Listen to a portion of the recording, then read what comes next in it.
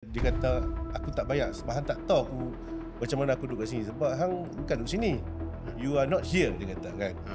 You are here only to manage, dia kata. Selalu macam itulah kan. You main sini manage, atau you balik rumah you. Tata you pun tak ada rumah serata, you pun duduk rumah landed. You tak tahu macam mana kami punya bebanan parking tak ada. Dia cerita-cerita macam tu kan.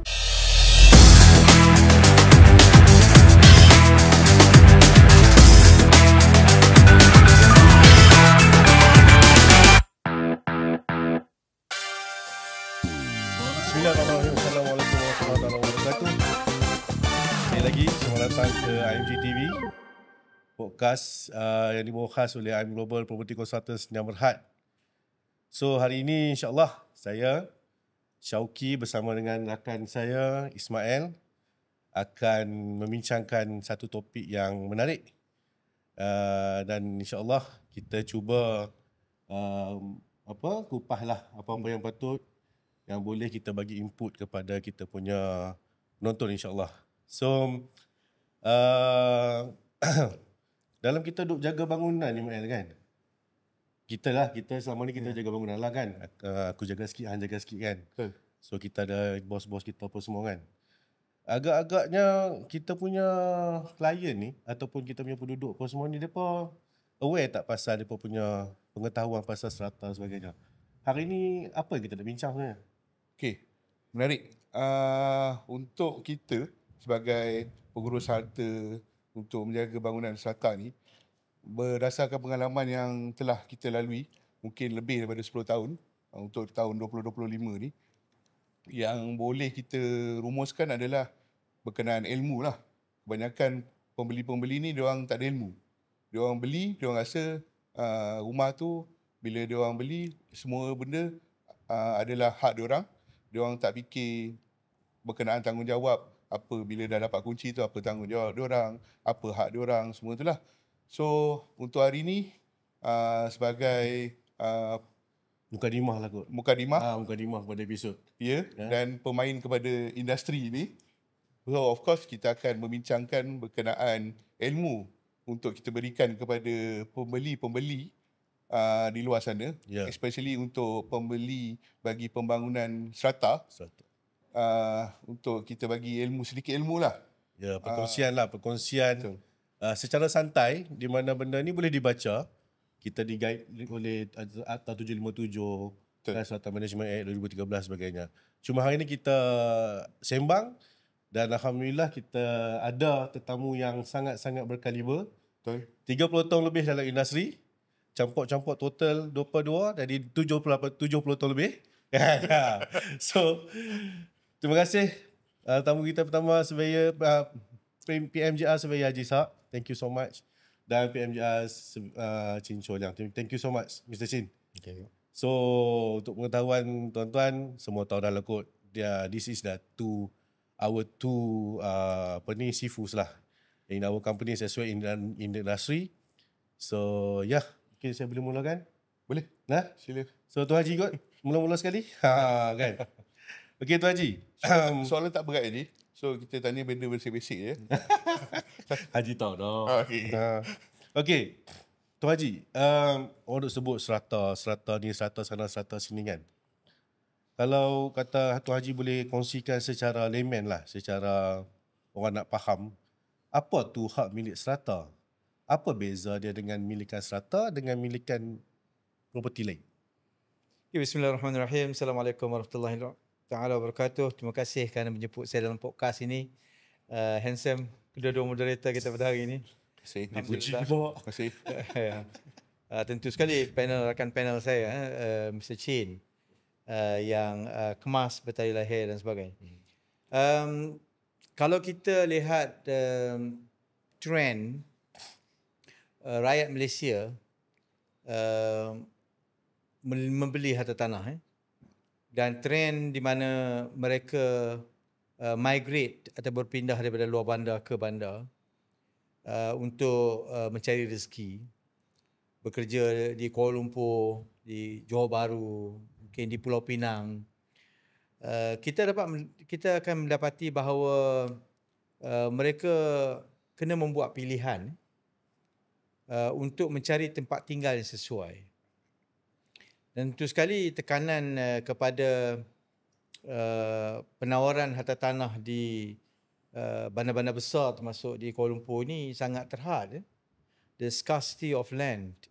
Itu menyebabkan pihak pemaju mengambil inisiatif untuk menggunakan tanah secara optimum dengan menggunakan konsep pembangunan berstrata, di mana tanah yang mungkin berkeluasan kurang daripada 1 ekar itu boleh dibangunkan secara vertikal, secara menegak, dan setiap mereka yang membeli unit pembangunan secara menegak ini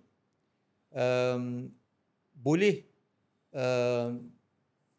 melindungi kepentingan pembelian mereka dengan mereka memiliki satu grant yang dinamakan sebagai grant strata. Itu tidak bermakna bahawa strata ini hanya meliputi pembangunan secara vertikal saja. Malah pembangunan secara horizontal pun ada yang melibatkan pengeluaran hak milik strata. Termasuklah pembangunan yang berbentuk township ataupun townhouse. Pembangunan berbentuk bungalows, dan sebagainya. Ada juga. Tapi kebanyakannya kita lihat bahawa pembangunan secara menegak itu menjadi pilihan kepada pembeli-pembeli kerana ia lebih murah. Mampu milik. Ya, mampu milik. Dan dia lebih dekat dengan tempat pekerjaan mereka. Ya. Jadi apa perbezaan hak milik strata ini dengan pembangunan hak milik atau pembangunan jenis hartanah yang lain? Jenis hartanah yang lain itu dikenali sebagai landed title ataupun hartanah yang mereka memiliki tanah keseluruhannya di atas grant yang didaftarkan di atas nama pembeli berkenaan. Manakala di dalam pembangunan berstrata, tanah itu dimiliki oleh satu badan yang dipertanggungjawabkan untuk menguruskan kawasan pembangunan tersebut. Dan hak milik ini akan diletak-hakkan pendaftaran itu di atas nama Perbadanan Pengurusan.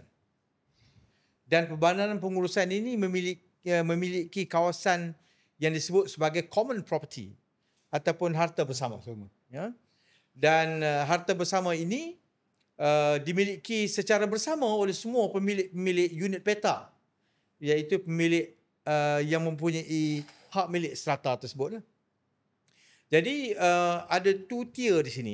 Mereka memiliki sebagai individu, mereka membeli dan memiliki hak milik petak tersebut.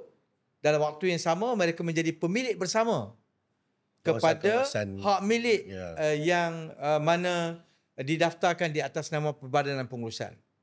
Dalam ketiadaan Perbadanan Pengurusan, kerana pengeluaran hak milik strata ini memerlukan proses dan masa, maka dalam tempoh 12 bulan selepas mereka menerima kunci daripada pemaju ataupun disebut sebagai vacant possession, maka pemaju yang menguruskan peringkat tempoh initial period tersebut perlu menubuhkan satu badan pengurusan bersama atau disebut sebagai joint management body sebagai satu proses untuk diserahkan kepada penduduk bagi menguruskan kawasan hak milik bersama ini sebelum diserahkan kepada Perbadanan Pengurusan setelah secara mutlak. Ya. Jadi kalau ditanya tentang perbezaan itu, maka secara ringkasnya hak milik strata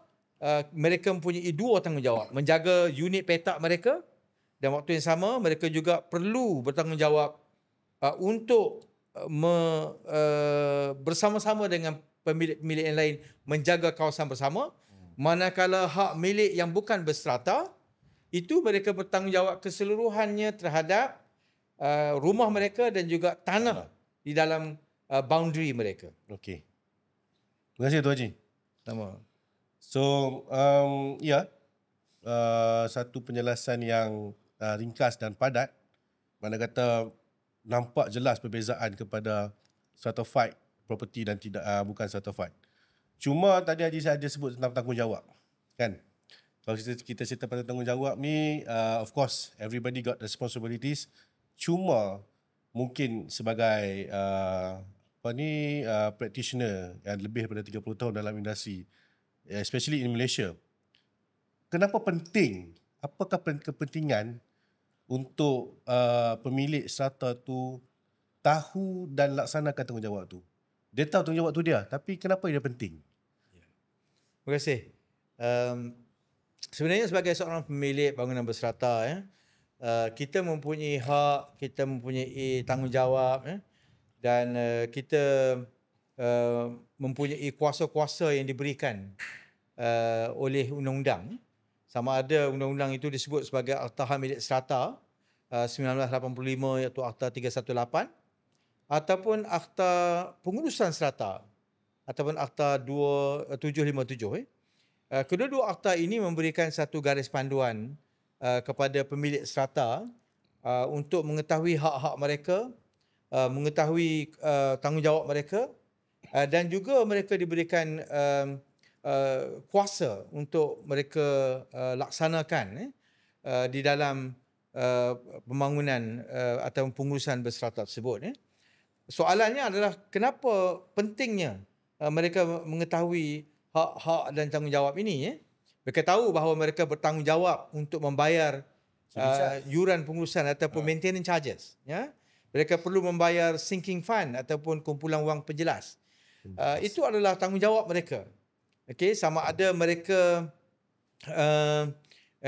tidak bersetuju, tidak berpuas hati ataupun tidak dengan pasukan pihak pengurusan, tetapi mereka tetap kena bertanggungjawab mencarum. Kenapa pentingnya? Kerana kalau tanpa caruman daripada setiap pemilik petak itu, so bagaimana pihak pengurusan dapat meneruskan tugas menguruskan dan menyenggara kawasan itu dengan baik tanpa adanya jumlah keuangan yang mencukupi, dan jumlah keuangan ini datang daripada sumbangan dan caruman daripada semua pemilik petak. Itu pentingnya. Kerana apabila kawasan kita itu dijaga dengan baik, kerana kutipan itu memuaskan, maka tentu sekali ianya akan meningkatkan keselesaan dan keharmonian di kalangan penduduk-penduduk, dan juga mereka-mereka yang melihat kawasan ini sebagai satu potensi pelaburan mereka pada masa depan. Jadi mereka yang melihat kawasan ini selamat, harmoni, bersih, tentu sekali akan memberikan satu peningkatan kepada permintaan, dan peningkatan permintaan itu akan akhirnya meningkatkan nilai harta tanah itu, dan kebaikan itu akan kembali semula kepada pemilik petak tersebut. Jadi sebab itu menunaikan tanggungjawab ini adalah satu perkara yang sangat penting sekali. Yang kedua, contohnya tanggungjawab dari segi memilih pasukan pengurusan. Mereka mempunyai tanggungjawab untuk menentukan siapa yang harus mereka amanahkan sebagai pengurusi, sebagai setiausaha, sebagai bendahari, ahli jawatankuasa untuk menguruskan kawasan bersama itu. Untuk melaksanakan tanggungjawab ini, maka mereka perlu untuk datang ke dalam mesyuarat agung tahunan dan melaksanakan tanggungjawab mereka boleh mengundi. Tetapi untuk membolehkan mereka layak untuk hadir, mereka perlu memastikan bahawa tidak ada sebarang tunggakan terhadap yuran wang penyelenggaraan ataupun maintenance charges dan sinking fund untuk mereka melaksanakan tugasan tersebut. Jadi mereka ada tanggungjawab. Tanggungjawab itu diberikan oleh undang-undang, tetapi tanggungjawab itu hanya boleh dilaksanakan kalau sekiranya mereka first and foremost tidak culas untuk membayar wang penyelenggaraan tersebut. Berkena faham dulu. Betul? Ya, betul. Okey. Alright, terima kasih Tuan Haji. So, tiga benda yang Haji kupas tadi yang saya rasa prioritinya value lah. value property kan, betul kan? Betul. Value. Dan of course kepentingan untuk kita tahu laksanakan tanggungjawab dia adalah pelaksanaan tu sendiri, kuasa tu sendiri. Kuasa terletak di tangan anda. Nampak kan, bukan takat kita undi kita punya PRU saja. Dalam strata fight pun memang tiap-tiap tu mengundi kan. So okey. Tapi kepercayaannya macam pemilik-pemilik strata ni, daripada diorang mengetahui tanggungjawab diorang lebih ingin mengetahui apa hak diorang. Itu yang biasa diorang tahu bila diorang bayar tu. Sebelum bayar lagi sebenarnya, diorang nak tahu apa hak diorang. Dia macam itik dengan ayam pula. Telok dengan ayam. Mana satu dulu tu? Daripada mana satu dulu. Telok ke ayam dulu. Tapi dia pun tak tahu, dia pun kena bayar dulu juga. Kan? So benda-benda macam tu. Diorang tak fikir bila nak dapatkan hak tu kena bayar lah. So bagi mengupas lanjut berkenaan hak kepada pemilik strata ni, so kita minta kepada property manager Chin Chu Liang untuk mengupas lanjut apa hak yang boleh diperolehi pemilik strata di pembangunan strata, dan juga jika hak pemilik strata ni deny, apa tindakan yang diorang boleh buat. Maksud saya deny itu adalah contohlah diorang ada hak untuk menggunakan fasiliti yang ada, tapi fasiliti itu tidak diuruskan dengan baik, tidak diselenggara dengan baik. So apa tindakan yang mereka boleh buat? Silakan. Okay. Terima kasih Encik Ismail. Tadi Haji Ishak cakap bila pembeli certified property itu, you kena fahami you ada dua tanggungjawab. Yang satu jaga pasar you, yang jaga common area. Jadi you punya hak ni banyak. Bila you beri certified property, apa-apa fasiliti dalam property itu seperti car park, swimming pool, lift, Gym, itu banyak. playground. Playground banyak dan lain-lain. Tu hak you orang boleh gunakan. Jadi orang luar yang tak duduk di sana, pengundi sana tak boleh pakai. Untuk you orang sahaja. Itu hak you. Lagipun penjagaan, maintenance tu pun hak you juga. Tapi hak tu you melalui satu proses memilihkan ahli jawatan kuasa, Joint Management Body, JMB atau MC. Lepas kan you orang sendiri determine siapa jadi service provider, dan you boleh tukar service provider macam security guard sekiranya tak bagus atau cleaner tak buat kerja, you boleh tukar. Tapi melalui proses lah. Bukan semua pemilik suka-suka hati nak tukar. You kena lalu satu proses dalam komiti. Jadi komiti itu bertanggungjawab lah. Hak you boleh pakai, orang lain tak boleh pakai, you kena bayar maintenance charges dan sinking fund lah.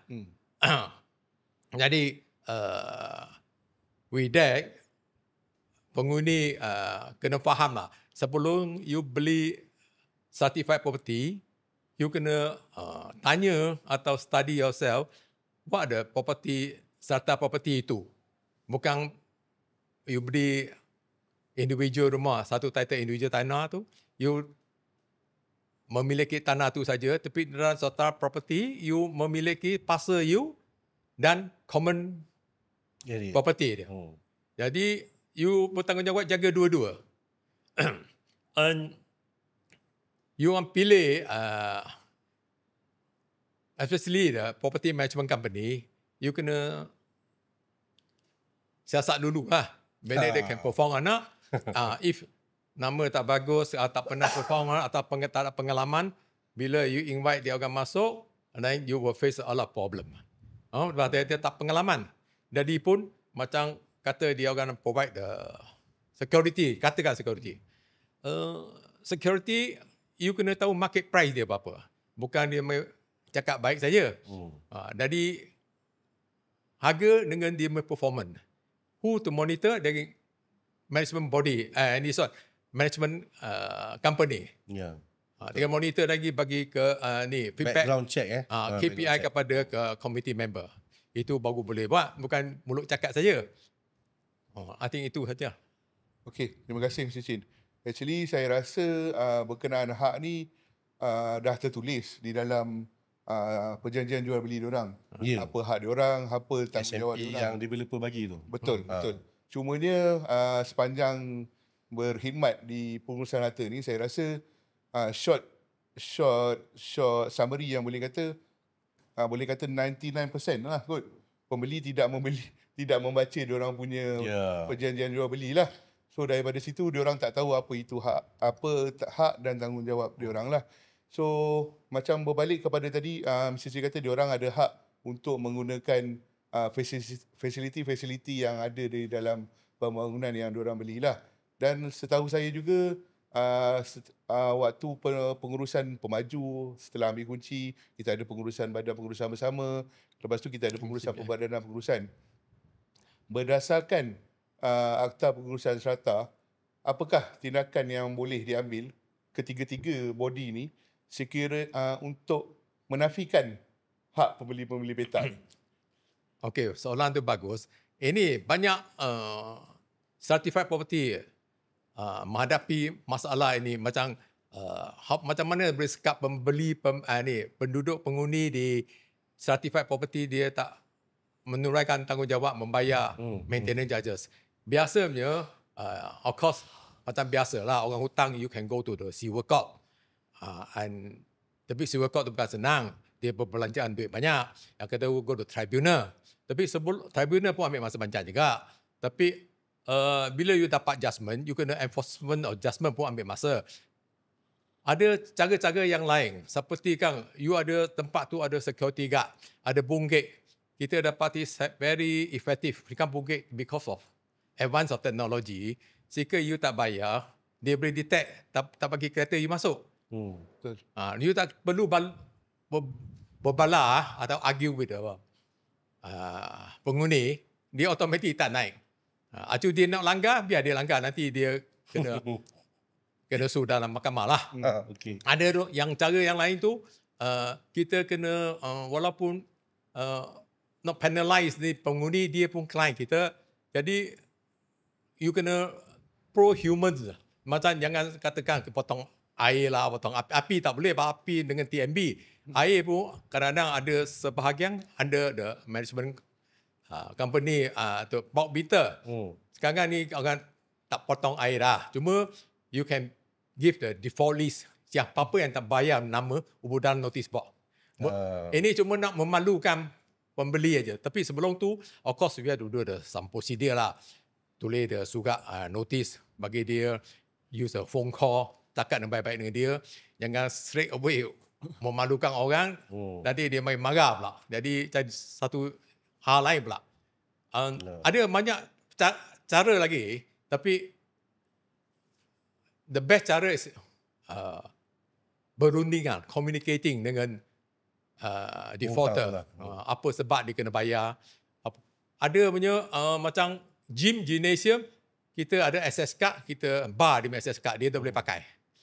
Tapi sebelum you buy, you baik cakap dengan dia baik dulu. Jangan dia tak boleh bar dia, kadang-kadang dia pecah kecembing apa ni. Banyak masalah. Jadi you have to negotiable, communicate first. Selain itu hardcore, then you bar dia. Ada cara-cara dan lain-lain lagi lah. Banyaklah benda yang kita selalu propose kan kat kita punya client terutamanya kan. Macam tadi access card bukan kata gym je. Yang kadang ada sebuah pendapatan tu masuk lift pun access card. Dan kalau you bar masuk lift tu access card, saya rasa dandan tu lebih banyak. Betul. Jenuh kalau pemohon 340 nak naik atas kan. So yeah, thank you so much Mr. Chin. Cuma yalah kadang-kadang kan ni saya bagi soalan surprise. Tak nak dalam dialog ni. Tak nak dalam skrip ni. Kan. Cuma kan saya nak kepada Tuan Haji lah kan. Bukan semua, tapi kita pernah encounter beberapa soalan. Kita pernah dapat feedback. Kita bincang ini berdasarkan pengalaman kita.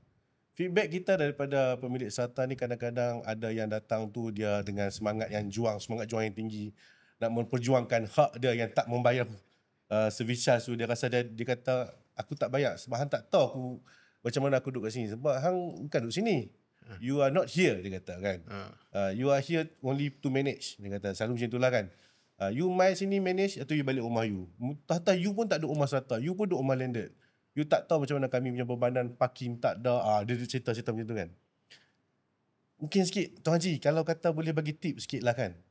How do we explain dan benda-benda macam ni dia kadang-kadang ya kita boleh cakap macam-macam lah, macam-macam benda. Boleh cakap ada muka depan sampai muka belakang lah buku kan.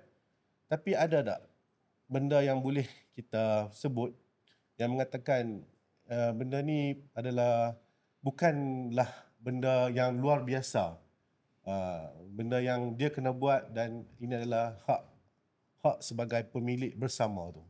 Boleh Tuan Haji sikit? Baik, terima kasih. Itu memang betul-betul soalan yang panas lah. Benda yang berlaku is a daily operational issue. Cuma saya nak sebut di sini bahawa kita hidup di dalam komuniti berserata ini. Ya. Jadi setiap pihak mempunyai peranan yang tersendiri dan kedua-dua pihak itu harus bersedia untuk memastikan supaya hubungan di antara mereka itu berjalan dengan baik, ya. Dan manusia ini ada dia punya emosi dia, ya. Jadi ada ketikanya emosinya bagus, ada ketikanya emosinya itu mungkin tercabar dan tercalar dan sebagainya. Jadi mungkin dia mencari pihak-pihak yang boleh dipersalahkan. Ya. Jadi property manager biasanya akan menjadi the punching bag lah. Ya, biasalah. Untuk mereka meluahkan. Tu yang badan lebam-lebam ni. Ya. Jadi pesanan saya dan nasihat saya begini, kepada property manager, jadi anggapkan bahawa kita ini memang diletakkan di situ untuk memberikan perkhidmatan. Dan servis bisnes ini adalah bagaimana kita mengupayakan diri kita untuk menjalinkan repo ataupun menjalinkan hubungan yang selesa, ya, dengan semua pihak-pihak yang kita perlu uruskan, termasuklah penduduk, termasuklah kontraktor, jadi termasuklah komiti dan sebagainya. Jadi hubungan kita secara emosi ini kena harus lebih tenang, kena harus lebih banyak bersabar dan jadikan segala leteran-leteran itu sebagai suatu ubat-ubat untuk kita je lah. Itu penting. Jadi jangan kita pula tinggikan suara dan naikkan emosi kita. Berlawan dengan emosi ini dia tidak boleh. Tapi mana?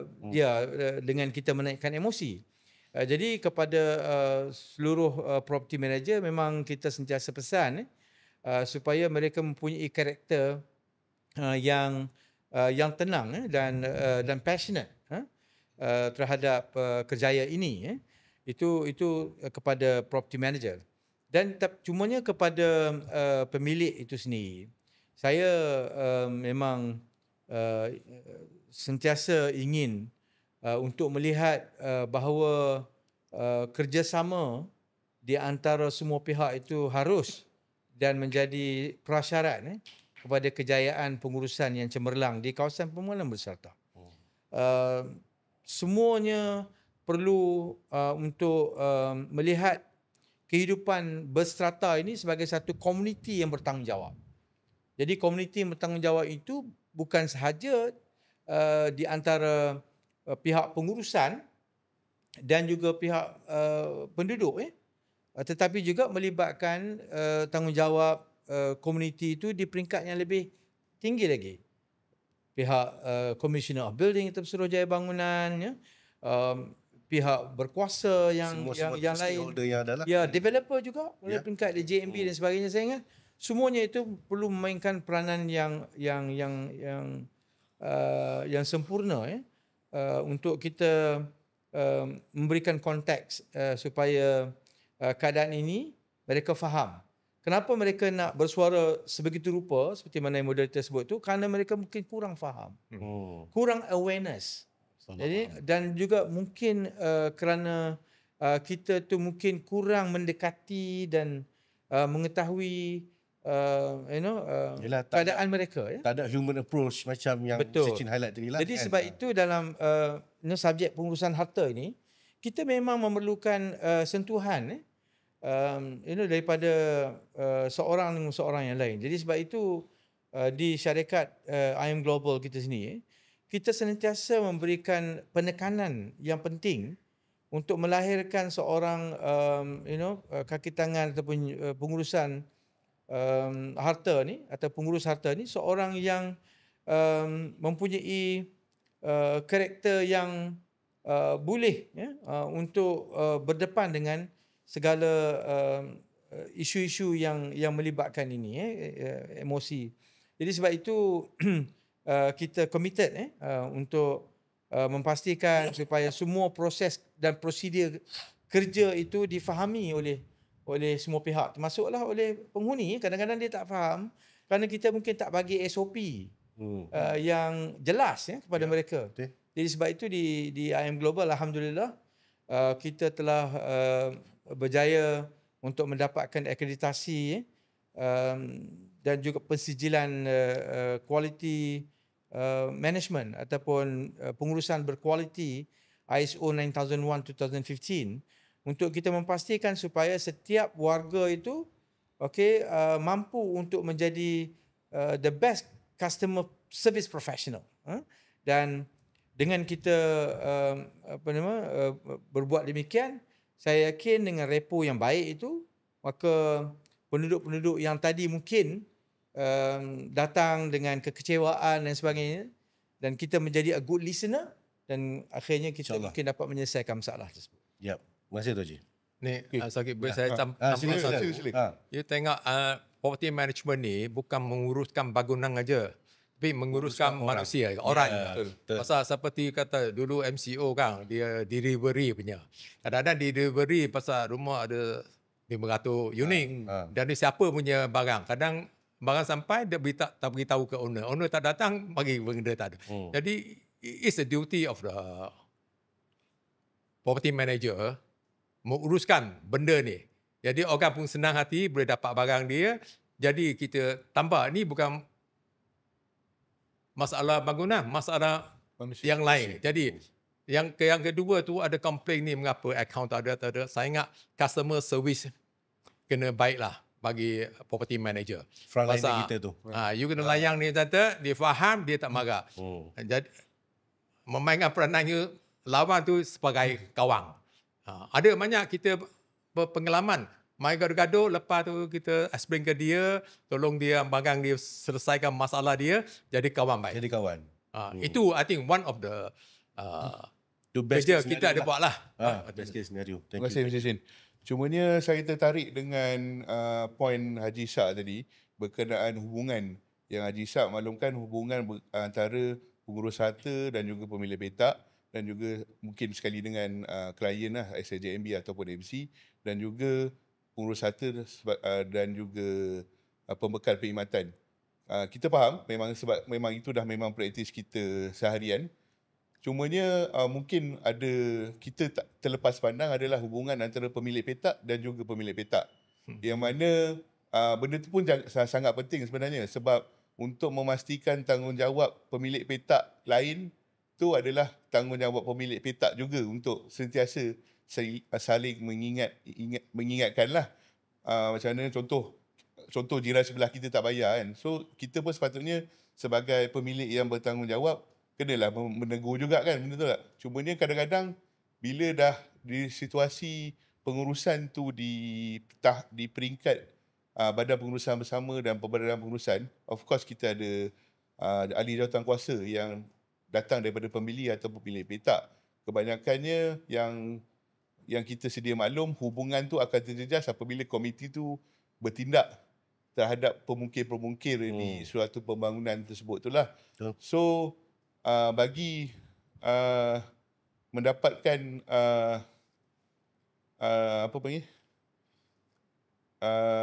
maklumat lebih jelas, apakah tindakan yang boleh dibuat oleh badan pengurusan bersama ataupun perbadanan pengurusan kepada pemilik-pemilik petak yang tidak menunaikan tanggungjawab diorang ni. Boleh Mr. Chin jelaskan? Ataupun Haji? Ya, mungkin. Pada pandangan saya, I think property manager kadang-kadang dari semasa ke semasa we organize satu dialog dengan pemilik-pemilik atau buat satu jamuan pemilik biar dia kenal satu sama lain. Pasal di stratified event. Stratified property ni, you menjadi jiran bukan kiri you, belah kanan you, atas you, bawah you. Semua jiran. Jadi you kena considerate surrounding you ada jiran. Jadi bila you kenal, senang sikit. Kalau tak kenal, you balik lewat buka radio kuat-kuat, orang bising, komplain pula. Jadi kita kena faham lah. Boleh. Baik, seperti mana yang Sechin sebut tadi, sebenarnya kedua-dua pihak itu memang harus teliti deed of assignment. Deed of assignment itu penting. Dan kalau kita tengok sekarang ni dalam third schedule, memang diperincikan tentang rules and regulation, kaedah-kaedah tu telah diperincikan dengan jelas.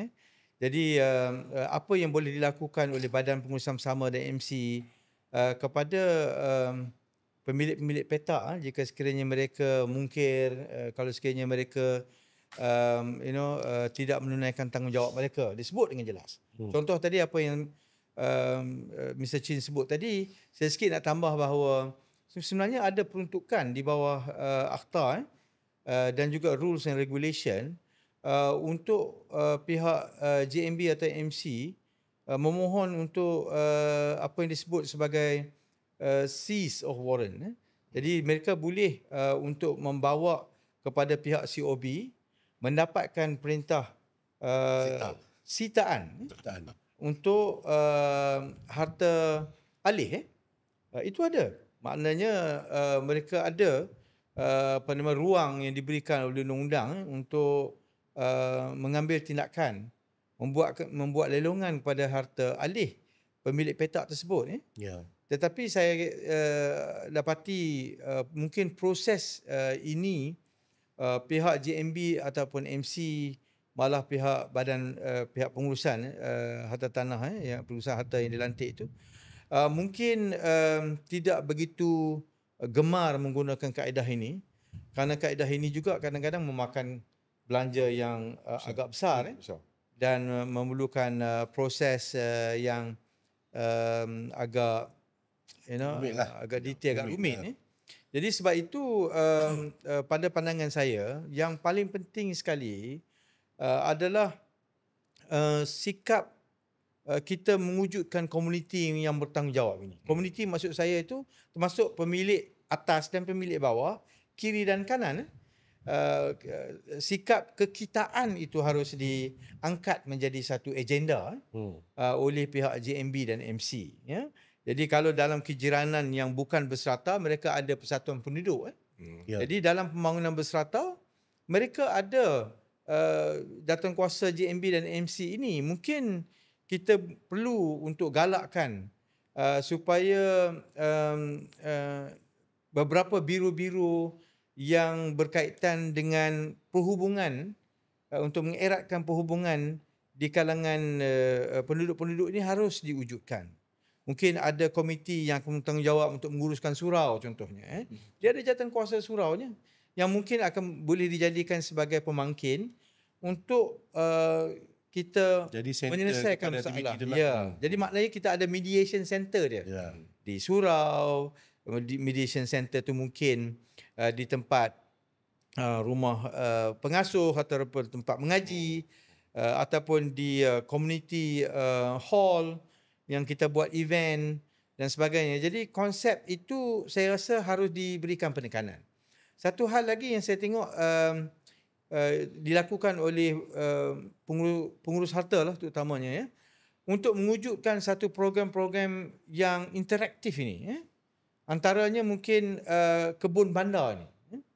Kebun bandar ini juga boleh dijadikan sebagai satu kaedah untuk build the rapport among the community, dan kemudian bila kita dapat membantu mereka meningkatkan sedikit mereka punya pendapatan mereka melalui aktiviti-aktiviti ini, maka saya kira proses untuk kita mengharmonikan suasana itu menjadi lebih bagus lagi.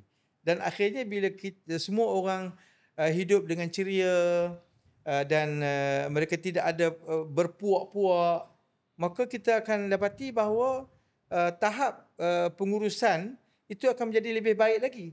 Kerana masalah manusiawi itu telah diselesaikan. Ya. Jadi menguruskan bangunan itu tidak sesukar mana. Seperti mana yang disebutkan oleh Secin tadi. Jadi menguruskan manusia itu menjadikan satu cabaran. Jadi sebab itu pengurus harta itu perlu diberikan bimbingan dan latihan berterusan untuk bagaimana kita harus membawa pendekatan yang bersifat mesra dengan semua komuniti yang ada di kawasan kita.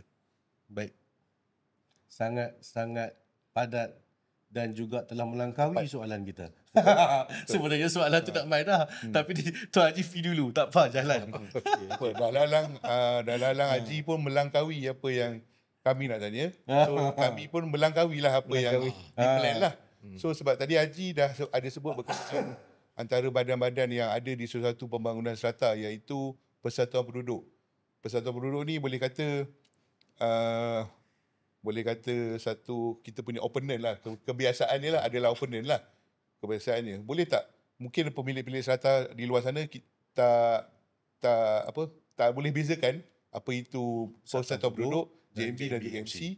So disebabkan itu boleh tak Haji ataupun Mr. Chin kita brief sikit secara ringkas lah apa itu tanggungjawab Persatuan Penduduk dan juga sedikit berkenaan tanggungjawab JMB dan MC. Dia punya perbezaan tu especially lah. Sebenarnya kalau kita lihat JMB dan MC, tentu sekali peranan mereka, kuasa mereka, tanggungjawab mereka, semua tu disebutkan secara jelas di dalam Akta 757 atau Akta Pengurusan Strata, dan itu boleh dirujuk. Persatuan Penduduk sebaliknya adalah satu gabungan yang bersifat persatuan, bersifat NGO in that nature lah. Dan persatuan ini didaftarkan dengan dengan pihak berkuasa, iaitu ROS, ya, Register of Society. Dan mereka bertanggungjawab untuk menjaga hal ehwal kepentingan ahli-ahli yang berdaftar dengan mereka, dia mencarum dengan mereka, ya. Dan mereka itu sangat berbeza. Mereka bukan pemilik kepada hak milik bersama, bukan. Mereka adalah satu gabungan yang mungkin akan melihat hal-hal yang berkaitan dengan kebajikan. Ya. Hal-hal yang berkaitan mungkin dari sudut saluran bantuan, contohnya. Jadi itu disebutkan di dalam perlembagaan persatuan tersebut. Tapi sebaliknya JMB dan MC ini adalah tertubuh oleh undang-undang itu sendiri, iaitu Akta Pengurusan Strata 2013, dan mereka bertanggungjawab untuk menjaga hak milik bersama ini, mengangkat nilai harta tanah kawasan bersama dan juga kawasan petak itu sendiri, dan itu tentunya akan melibatkan satu tindakan kesan undang-undang, ya, yang mungkin mereka boleh disaman ataupun mereka boleh menyaman. Jadi kuasa ini lebih luas lagi, ya. Jadi sebab itu saya harap tidak ada pertembungan yang berlaku di antara JMB dan juga Persatuan Penduduk. Dan kadang-kadang Persatuan Penduduk dia melampaui dan melangkaui garis yang ada dalam perlembagaan mereka. Jadi mereka menganggap bahawa kawasan itu adalah kawasan bilik mereka. Jadi itu adalah satu kesalahan dalam pemahaman kita. Jadi sebab itu kita di peringkat pengurusan ni kita harus membetulkan keadaan ini supaya keadaan itu menjadi lebih harmoni. Sebab ada aspek yang JMB tak boleh nak buat, menjaga kebajikan, orang meninggal dan sebagainya, mungkin tak boleh. Dia kadang-kadang limited kepada macam nak buat annual event kan. Tak boleh pakai peruntukan maintenance fund sebab dalam tu dah cakap dah. Betul. Hanya untuk upkeep bangunan. So persatuan take over lah kan. Betul. Boleh saya cakap sikit? Ya. Actually Persatuan Penduduk ni 2-30 tahun dulu saya menghadapi dah. Oh. Dia kata dia wakil persatuan penduduk. Lepas tu apa you ada JMB? Lepas kita explain dari awal-awal lagi. Dia persatuan penduduk ni satu persatuan. Daftar dalam ROR, Registrar of Society. You persatuan penduduk macam persatuan bola sepak gitu. Persatuan sepak takraw. Macam tapi tak sukan. JMB atau MC ni ujuk dalam act, kerajaan punya act. Dan dia berkuasa mengutip duit dan menguruskan. You tak boleh go and collect the money. Dia dengan dia persatuan dia kutip duit. Ini permulaan stratified property dia orang start buat dah. Kita tak boleh salah tu lepas kita bagi warning dia pun tak kutip dah. Jadi JMB dan MC yang kutip duit dan menguruskan ini. Saya dengar perkara ni pun kau kurang dah. Macam dulu semua orang nak kuasa. Dia form satu persatuan, dia kata dia kuasa. Bukan kata persatuan penduduk aja, dia persatuan pemilik, persatuan penghuni. Banyak nama-nama. Tapi you tak ada kuasa. You boleh form you punya persatuan. You minat apa constitution, you buat you punya. Tapi you nak kutip duit, nak engage the security guard, cleaner melalui JMB atau MC. Ya, betul. Betul. Sebab sekarang ni pun kalau saya boleh share sikit, even kawasan non-certified yang gated guarded pun dia ada persatuan yang memerlukan management. Tapi kadang-kadang bila constitutional diorang tu tidak membenarkan diorang kutip service charge, they have another alternative is to establish a company, CLBG, Company Limited by Guarantee. Yang mana Company Limited by Guarantee ni ada board of directors tapi non-profitable. Dia boleh ada. Sekarang kita punya act kita dah membenarkan diorang tubuhkan syarikat untuk diorang manage the part. Kalau diorang boleh manage sendiri.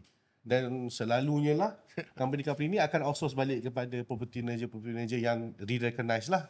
Kan? Of course ni luar pada topik strata tapi still community in Malaysia ada kan. Mungkin kalau untuk discuss benda kita buka another session. Boleh kan. Apa So, alternatif yang ada Mr. kan? Chin boleh lead the topik lah. Kan. Okay. Saya rasa Mr. Chin bukan kata bersatu Mr. Chin gangster pun Mr. Chin pernah encounter kan. So kita ni tak apalah sangat kan. Okay, baik. So insyaAllah kita dah sampai ke penghujung. So kita nak wrap. Hujung dah? Bukan ada soalan yang unexpected lagi, tak ada kalau kita buat yang tu takut tak cukup masa. Oh, tak apa kot. Kita bagi penghujung tapi penghujung tu kita bagi lama. Okay. Boleh. So last mungkin sebagai pioneer kepada episod pertama kita untuk property management, which is saya doakan ada banyak episod lagi Tuan Haji kan.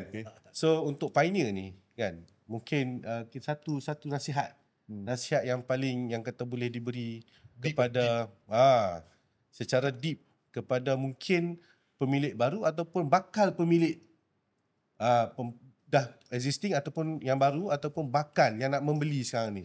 Apa nasihat saya tanya Tuan Haji lah nanti, mungkin dua-dua lah boleh jawab kan. Dua boleh. Apa nasihat yang saya tak tahu, mungkin satu dua nasihat yang sangat utama yang boleh kita share kepada pemilik baru dan juga bakal pemilik strata di luar sana.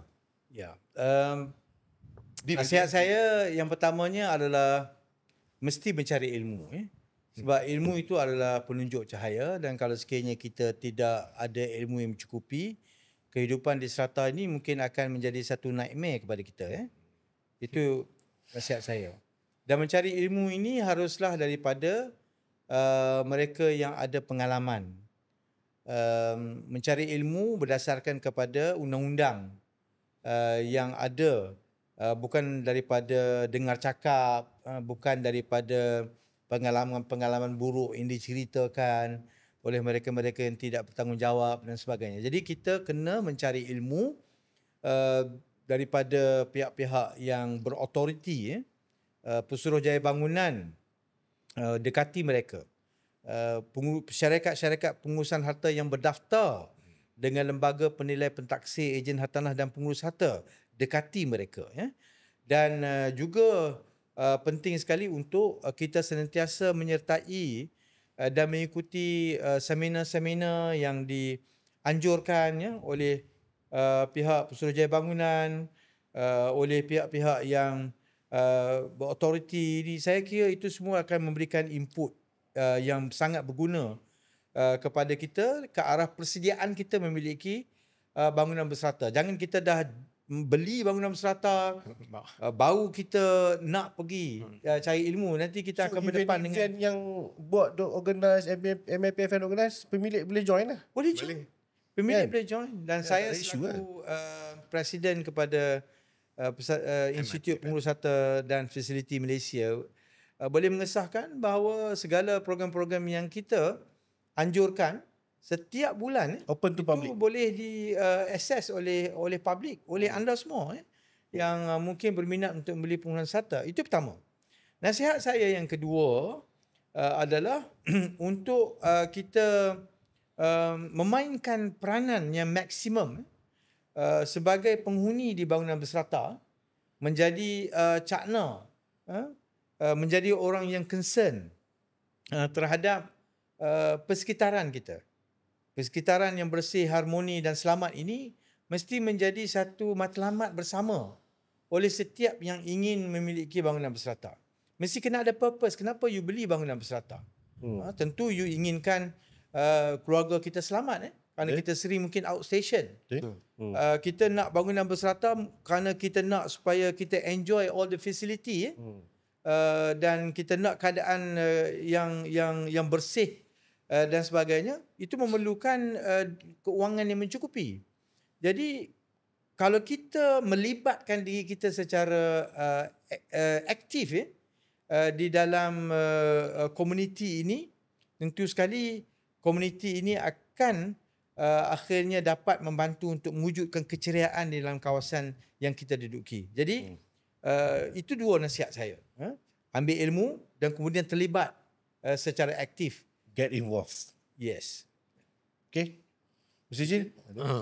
Pada pandangan saya, you see, pada masa sekarang, banyak the first time buyer atau orang muda, apa yang dia mampu beli adalah certified property. Yeah. Dia nak beli individual title tu tak mampu. Saya nampaknya lah. Yelah.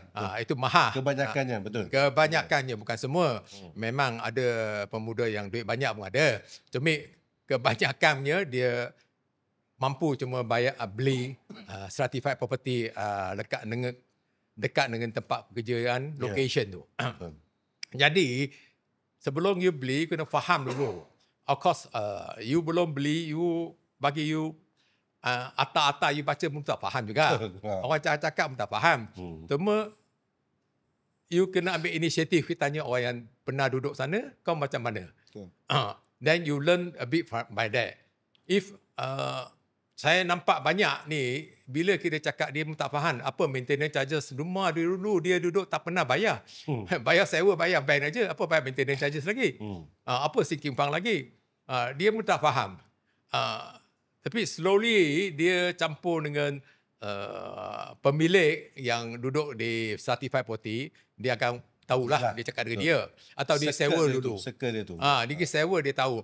Jadi saya harap pemilik baru ni, bakal pemilik, dia bila nak duduk, dia kena ada satu impian sebagai tempat dia proud of dia punya property.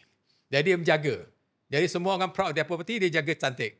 Jangan duduk sana, marah pula dia punya property. Dan ni tak betul, tu tak betul, dia all the time complain masuk otak je. Dia kena apa tak betul, membetulkan dia. Itu saja saya. Terima kasih Mr. Chin dengan Tuan Haji Ishak. Boleh kami simpulkan nasihat yang utama adalah ilmu perlu dicarilah.